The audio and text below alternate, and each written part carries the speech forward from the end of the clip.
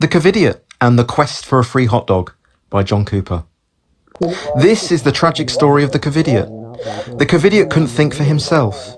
He trusted the authorities no matter how ridiculous their rules were. He did everything he was told no matter how absurd it was. The man on TV announced a deadly virus going around the world, a pandemic, even though there was no actual evidence of that in the real world.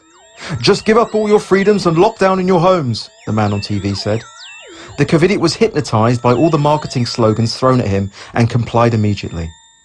The Covidiot was told by the man on TV to keep a lookout for anyone that was not following orders. He saw a man walking in his neighbourhood breathing fresh air and therefore putting everyone at risk. The Covidiot had to do his bit for the community and decided to report him to the police. The Covidiot needed to go for his essential shop. He decided it was better to be safe than sorry and drove in his car alone with his mask on. As he was driving, he saw all the gyms were closed, but McDonald's was allowed to stay open. "They really do care about our health," cheered the Covidiot. "Stay back 6 feet!" the Covidiot shouted in terror as someone came close to him. The Covidiot made sure everyone he saw were no closer than 6 feet from him. Any closer and the Covidiot thought it would almost certainly catch the virus. As he walked around, he noticed the books, toys, electronics, home decor, bedding, gardening supplies, sports equipment, makeup, craft materials, stationery, furniture, seasonal items and outdoor gear were all closed off from the public. Yet the alcohol section remained fully open. The Covidiot didn't see any issue with this as he strolled past. The Covidiot was delighted as he finally found what he was looking for, something that would guarantee his survival. On the way home, the Covidiot stopped off in his local restaurant. He panicked as there were so many dirty spreaders in there. However, when he sat down and his meal arrived, he took his mask off. "Oh goody, the virus can't get me if I'm eating my dinner," said the Covidiot proudly. That evening, the Covidiot watched the countless TikTok videos of doctors and nurses doing synchronised dance routines that would have taken hours and hours to rehearse and perform during a supposed pandemic. However, the penny didn't drop for the Covidiot that the hospitals were obviously empty. The next day, the Covidiot received the sad news that his nan was dying in her care home. But the man on TV said people could not see their loved ones because they need to stay home and stay safe instead. The same day, a Black Lives Matter rally took place near the Covidiot's home, and the man on TV said you couldn't catch the virus if you're at a BLM rally. "Oh, wonderful luck! I'll go to that instead," said the Covidiot. A few months later, an experimental jab was rushed out, despite real vaccines typically taking years of research, trials and testing. The man on TV bombarded the Covidiot with new marketing slogans. "Your shot to get back to normal. Protect your loved ones, get the vaccine. Do it for the greater good."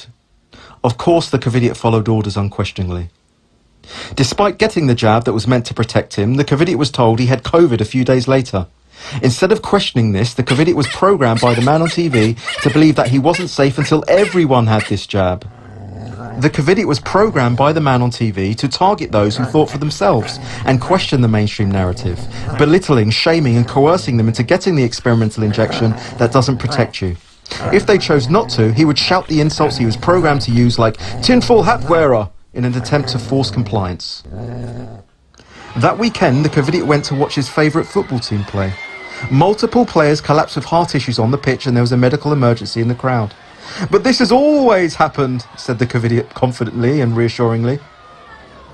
Just 3 weeks after his experimental jab, the Covidiot was rushed to hospital. He had a heart problem, developed blood clots and got a turbo cancer. But he just couldn't connect the dots. "I must have long COVID," sighed the Covidiot. The man on TV was now moving the goalposts and saying one jab wasn't enough and that everyone now needs a second jab to be fully vaccinated. Only then could they have their freedom back. "I have no choice but to take the second jab," said the Covidiot, who had only just got out of hospital.